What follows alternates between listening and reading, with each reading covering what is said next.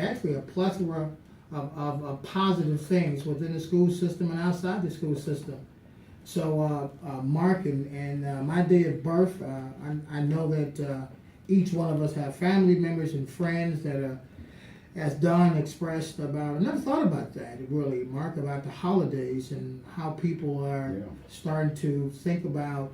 I've heard about them things, but I never really contemplated because I haven't had any personal losses during the holidays, close to the holidays. So that's something for us to really contemplate on, and how these people are. I know the field that you work in. You work with a lot of men going through hardships, and wanting to make change in their lives, and going on my day of birth and how important we are as human beings. What's your perspective on the importance of life in general? Really, that's what we're talking about. Well, going back to what Don brought up, and we're going. I thought it was so timely. God's amazing, because when you think about it, we're getting ready to go into that season. And one of the things I learned is that it doesn't necessarily have to be that you lost someone during that time period. It's during the year or the year before or 10 years down the road. The significance of it is that usually around that time of year, especially like Dawn was bringing up, especially for African Americans, that's some of the most dysfunctional families will come together during the holidays and enjoy each other's company. So that's when you start missing them the most. And I think that that's also a time of the year where if we underestimate the grief that's involved with missing your people around that time of the year, it can be kind of overwhelming. So, my birth, actually one of my favorites. Okay. That John wrote. Does that make sense? Yes. I appreciate the commentary about how we can make changes in our lives, and the way to make those changes is to be consistent, and that's what even when we talk about branding, what Don was expressing, how do you brand yourself, and Mark has an incredible question about how do we become a better radio station, how to become better show. A better show, and it's about being consistent, understanding you have to rebrand yourself, reinvent yourself. And I think a lot of times we forget that. We feel that God is going to do everything for us. If you look through the trials and tribulations of Jesus, everything that he did, it was a word that had to be said. It was a gesture that he did. It was something, some type of verb, some type of action that he put forth in order for things to happen. So I think that we forget that. We will say, God, this is what I want to do. And God is saying, okay, what have you done? Yeah. You know what I'm saying? So it's so important. As a substitute teacher, something amazing happened, Mark and Ronnie. I was substituting third graders, and one of the things that I did was I had all the girls to come up to the front, and I had them to point to their hair and say it's beautiful, and their eyes and say it's beautiful, and their lips and say it's beautiful, their ears, and then their skin. And just the way that they just glowed after doing that. And the boys just looked because they were very quiet. So I asked a question, Mark. I asked young Paul, and actually my grandson, looks like he's asleep here at the studio. I asked young Paul, he's 16, and I said when I substitute, usually it's preschool, first grade, kindergarten. I don't like the second graders. So third graders. So the reason for that. What's wrong with second graders? Yeah, that's great. So I said, why are, and Ronnie's a young lady, and I said, why, I asked a 16-year-old nephew, I said, why are the girls not afraid of me? I said, I can come in there and I got this look that can, I'm very firm and direct. Yeah, mean mug, and you're going to do this, and you need to do this, and get your foot off the chair, and this is school. And I said, Paul, I got a question. You're 16. I said, why are the girls not afraid? And they come up to my desk and say, Mr. Hunt, we know you're not mean. I'm like, and the fellows are still shaking in their boots. And he said, because young ladies, girls look at men as defenders. Okay. as Awesome. as at like gladiators, knights.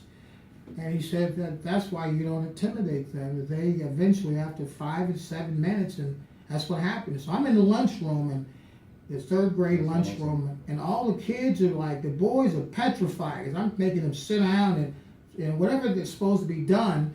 And I walk by a table with 7 girls, and they're all just smiling. And I sit down to them, and they said, may we have your name, please? I said, my name is Mr. Hunt. And they're still smiling. They introduced themselves like we've been knowing each other for like 20 years. Yeah. And then that validates that point that we talked about that before, Mark, of the responsibility of men. Yeah. And how we're just designed, and how we're wired, and how young ladies are wired, where we are looked at as protectors. And when we don't go into that mantle, then that's when you get that dysfunction. And now I can really, after 22 years of substituting off and on, now I really starting to understand that of our importance and why they, when I call them princesses, and I say line up, and the girls are just giggling. Did you hear what he just called us? You know, and it's just so important. Awesome. So it's just so important that we, as men, that we bring that to the table. And I always tell young ladies of all ages is that you should have a responsible male in your life. And I think Ronnie brought it up a couple of weeks ago.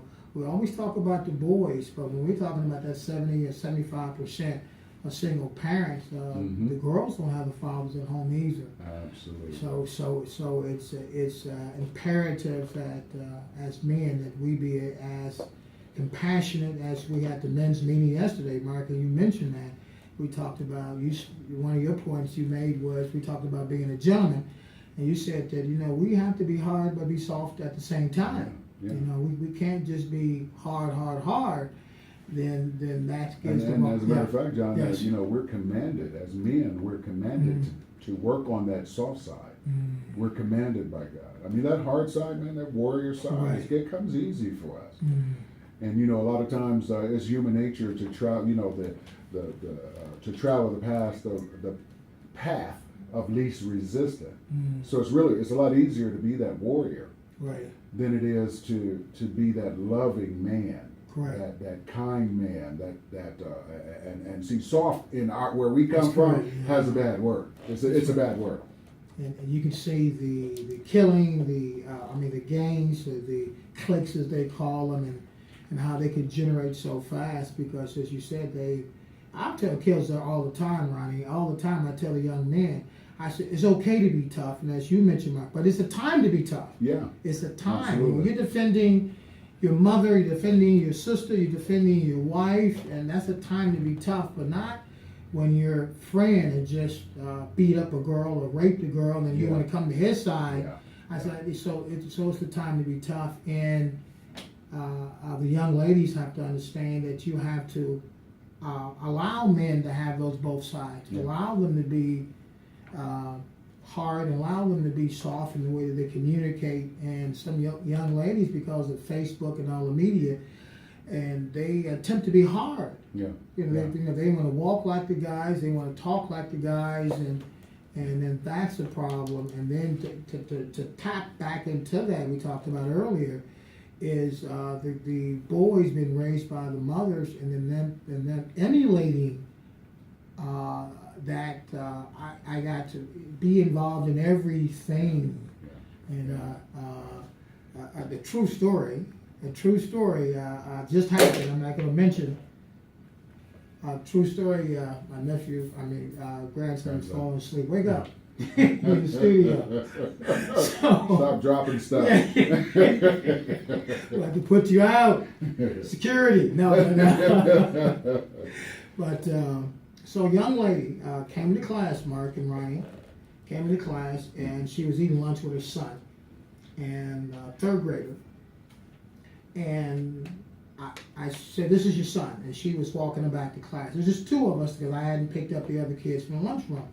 And I said, your son is really talkative, But I said, he's involved in every conversation You didn't say it like with that. everything. And she looked at me and said she was not happy with those comments. And she said, he's supposed to be, he's not ready for anything else. And I said, he's not ready to be taught to be a gentleman. And she just looked at me. And I said, let me help you out with this, please. She started listening. I said, I had a big family, and my mom used to have us to walk our sisters. My sisters are all older than me, so I might have been 7 or 8, and they might have been 12 or 13. I looked at my mother like, are you serious? I mean, they're bigger, stronger, taller, faster. They can beat up 4 or 5 people. And I'm just a little guy. And she looked at me, and I'm telling a young lady the story, and she said, I want you to be a gentleman, to know your responsibilities now. And the young lady, her whole facial expression changed. That defensive mechanism, Ronnie, that you ladies can have sometimes. Not you, Ronnie. No, notice he waited until Dawn left and started again right there. But that actually dropped off of her, Okay. and she was like really, like listening. And I'm like, no, I said he can learn. I mean, boys here can learn now. And I do things purposely. I let the girls go in the classroom first, Mark. I let them sit down first, and I think that we need to. I think we need to work on that. On that, being able to be, and we teach that in Behavior 100 through our stories, even our children's stories, on how we're supposed to act as boys, as young men, and as men, and how important that is. But the young lady said something powerful, and she said, what if you don't have a gentleman that can teach my son? No such thing. Right. No such thing. No such thing. And what we'll do, let's pick up on that in the next show. That is an awesome topic. We're going to pick up on that in our next show. And Greg? Can you hear me? Absolutely. Yes. I'm just making sure. I just wanted to quickly say this. One, I'm happy to have this team, Black on Black team, but also just it's a blessing to have Sunday Morning Perspective with John and Mark over here. And so I just wanted to say real quickly, happy birthday to my brother Mark. That's right. Turned 60. I mean, yes, I got some stuff for you in the car. And when we think about, just that age and for a black man, it is wonderful to see. But also, man, I just want you to continue doing what you're doing. I know that, I see you in class, and this man has been a blessing. He's not just a blessing for all those who's listening, but he's also really doing it when you get behind the scenes. This man is really being an inspiration to a lot of people. So, man, I just want to say from the family here at Black on Black, happy birthday, man. I hope you have a blessed day today. Thanks, Greg. I'm getting ready to get real sensitive. Happy birthday. I got some stuff for you in the car that I think you're going to really like. I'm not into buying gifts, but so I got you some things I think you and your wife may appreciate. All right. Some teas and some All right. and stuff you can cook with, because you told me that you're a cook. That's what you said. That's what I said. Yes. But I say a lot of things. That's what we do. yes, especially black men. Yes, so we can exaggerate it at times, but we even at the men's meeting, Mark, we covered that about the responsibilities of us because the lack of black men in the homes, of us having to be responsible everywhere we go, to do things we need to do everywhere. If we're in the Kroger's or Myers or Walmart, or if Absolutely. we're at a concert hall watching a gospel concert, Absolutely. where they're doing praise dancing. And we have to be. We have to. We have a responsibility, no matter where we at, is to be effective as men. and own up to that because of the lack of some black men being in the households. Amen. You know, God is truly awesome. He's been truly awesome too. I want to thank you, Greg. Didn't realize that you're going to do that. I want to thank you, John. I'm just really grateful for the strong men and women, godly men and women that He surrounded me with. We were talking about that male perspective and male strength and the warrior spirit that God has placed in all of us. And I remember when He made that switch in my mind, that switch went out, and what I really understood a real strong black man really is. And then He showed me I've got a lot of them already in my network. I just really truly for. But a true warrior, a true strong black man is responsible and productive. A true strong brother doesn't try to change life into what he thinks it should be, but accepts life on life's terms and deals with it accordingly. A true brother, and I have to use this, I got this actually from a comedian, but it really does make sense. A true brother can stare a 30-year mortgage down, right? Y'all get that? Because see, what that means is day in and day out, he has to get up, he has to go to a job, he has to come home, and he has to do that day in and out, being responsible for the mortgage, being responsible for the house. That's a real tough guy. See, it's real easy That's right. to go out and hit the streets That's right. and clown, Mm-hmm. right? Clown. Now, the consequences aren't easy of that. But I'm just truly grateful that I've got these kind of strong men around me, the true strong brothers, the true tough guys, because it's tough to be responsible for a brother day in and day out. When we have to leave our homes, we get disrespected on a regular basis. We can't just walk the streets like everyone else, right? Because we have to, we have to watch our back.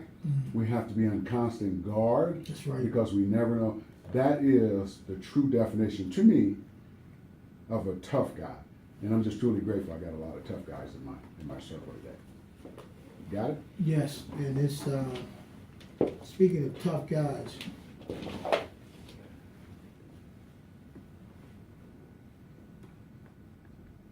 Yeah, speaking of tough guys, first and foremost, I like to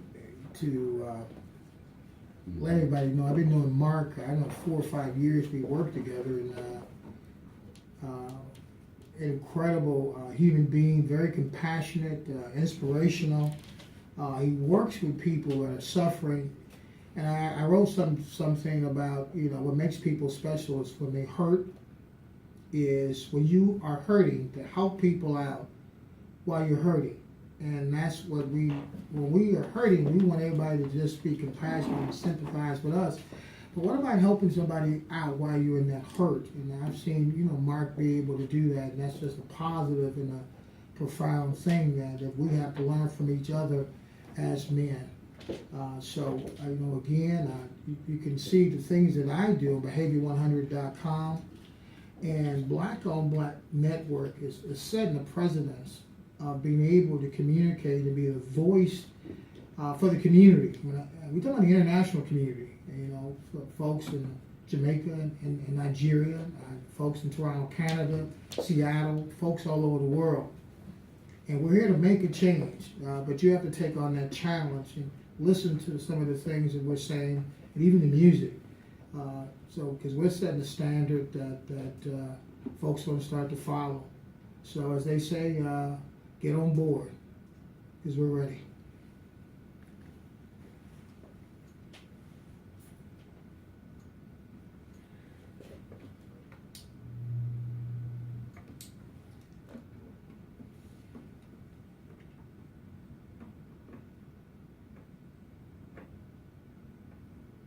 We over? Okay.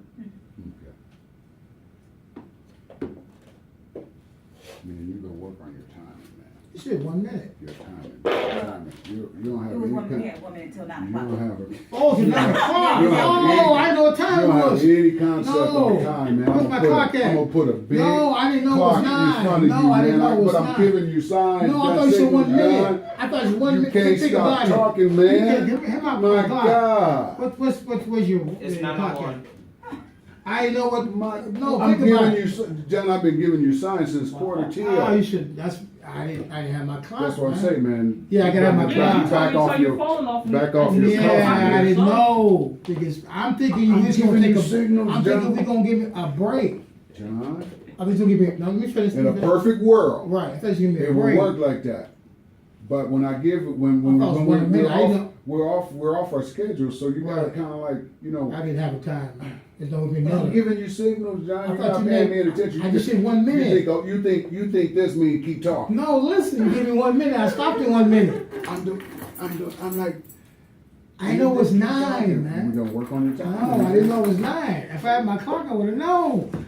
I thought you gave me a break between the sessions, bro. Yeah, I didn't know what time it was. We didn't get to announce the show. We didn't get to that. Yeah, Which was my we were fault, gonna do all of man. that I at the didn't know it end, was 9 man. o'clock, man. Well, My we fault. jumped in. We wanted to make sure we said happy birthday too, so I think that's what threw everything off. No, I didn't. No, Thank you, no, man. no, I no, appreciate that. no. Because he started throwing us off at 7 o'clock. I didn't know it was 9. Yeah, we had, I didn't know it was 9 o'clock. On the timing. I didn't know it was timing, 9, man. That's what I say. Right here on my phone. You're so busy trying to rant. No, you know, I- we could put a clock though up here now. yeah, I didn't know. It was, No. I'm gonna put a It's the clock first right in time. front of Right in him. front of him. Because he's the only one that has a problem with that. I'm gonna I put a gave. big. No, you said it's in my Look, bag. I I'm didn't gonna know. give him one of them big flavor flavors. Yeah. Hey, he sounded. I thought you would give me a man. I'm telling you, I wouldn't have done that if I knew it was 1 o'clock, 9 o'clock. You've been, No, I've you've been been doing doing it it ever before. since we opened the mic today. That's today. Well, you know I've never done that before. I never. I thought you would give me 1 minute before the break. I'm thinking, so I know it's 9. Greg messed. Greg did that there. She's right. But Greg did not do that, Yes, he John. did. He did Greg not did do mess that. We Now, I usually have my called clock. Greg to the mic. He did his thing like we called it. No, Greg didn't do that. I need my. Stop Okay. that. I need to make sure because I don't want to do this. This is what I didn't want to do. You know, do this and do this. Why we on? I didn't want to do that. But I usually have my. This is the first time I have it on my phone. Come on, Mark. Forgive and forget. Don't forget. Don't forget. Don't forget. You can use it as a lesson later on. Now, I thought it was in 1 minute between, because we're supposed to have a break between my show. Yeah. Yeah, I think, yeah, we went longer with Don, so. Okay, yeah. See, now put it on. See, I'm trying. Put it on me. But this is the first time I had a I know clock. you, man. Yeah, yeah. That's the first time I had it. So make sure, yeah, I have my clock. This thing, I didn't have it for the first time. Well, you turned off your other phone. Yeah. I don't know why you did that. You said turn it off. I was Well, like, I don't know that phone. That Note 4. I had to go back to my Note 4.